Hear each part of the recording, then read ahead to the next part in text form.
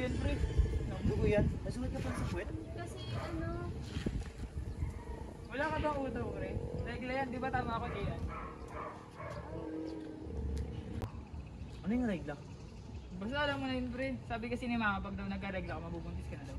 Buntis ka? Ha? Uy, hindi ah. Kadiri, may regla. Huwag kayo lalapit dyan. Iya, may regla. Hoy, tumigil nga kayo kung wala naman kayo alam. Malahimik na lang kayo. Hindi namin alam. May regla siya. Ano naman yan kung may regla siya? Mabubuntis siya ng maaga. Hindi ganun yun. Ano man nangyayari dito? Ba't kayo nag-aaway? Sila po kasi inaso si JL porkit may regla siya. Bakit? Sabi na naman siya ng tao eh. Ano masama doon? Wala akong kasalanan. Sumunod kayo sa akin para maturuan ko kayo kung ano yung nangyari kanina kay Gian. Para sa susunod, hindi nyo na ito gawin sa inyo.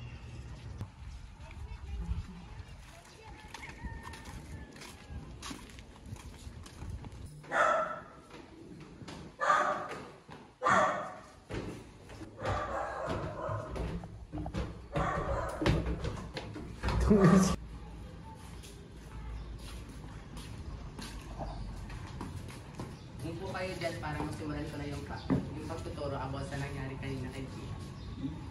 Yung nangyari kanina kay Gian ay tinatawag yun namin circle cycle. Nangyayari talaga yun sa babae. Pero ba't may dagon na malabas? Kaya nga po, nangyayari talaga yun sa babae kapag mag-iisang buwan na siya para mailabas niya yung mga dumi sa katawan. Kaya pala may dagon na malabas. Tinawag mo pala ng menstrual cycle. Nangyayari rin po ba yun sa mga lalaki? Hindi yun nangyayari sa lalaki dahil kayo ay wala kayong vagina o ovary. Kaya hindi kayo nakakapag-release ng egg cells. Yes, ganun yun. Miss, halika dito. Bakit po, sir? Kailan yung huli mong menstruation? First day ko po is January 28 and last ko po is February 1. Ganun po ba? Kung ganun, may i-recommend sana akong app sa'yo. This is my calendar track. Dito mo is matatrack mo. Pero mo kung ma-enhance grading pregnant. Kung gusto mo, download mo. Sir, accurate po ba talaga ako pag-download ng app na ito? It's not, but if you give correct data, then maybe in some instance, it can be accurate.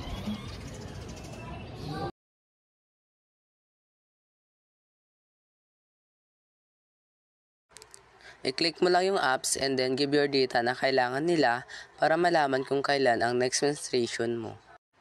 And also, when your egg is fertilized, it will travel through your fallopian tube and will attach itself on your uterus, waiting for a mature sperm to come to form an embryo. And when the egg is not fertilized, it will turn to bleeding on your menstruation period.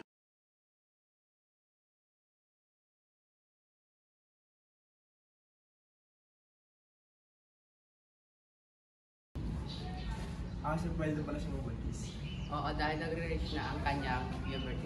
Pero ang tanong, dapat bang magkaanak na kayo? Hindi pa. At saka importante natin malaman ang menstrual cycle at ang pagdatrack dito. Dahil dito, pwedeng maging contracepted at any unwanted pregnancy. At ngayon, nalaman nyo na, sana naman huwag nyo nang gawin sa ibang babae yung nangyari kay Sierra. Dahil yun talaga ay karaniwang nangyayari sa mga babae. Sorry pala sa ginawa ko, Jay. Sorry din. Okay lang, at least ngayon, alam niyo na kung bakit kami registration. Nag-aaway. Sila po kasi Sila yun! Tama mo. Nangyayari, dapat kayo nag-aaway.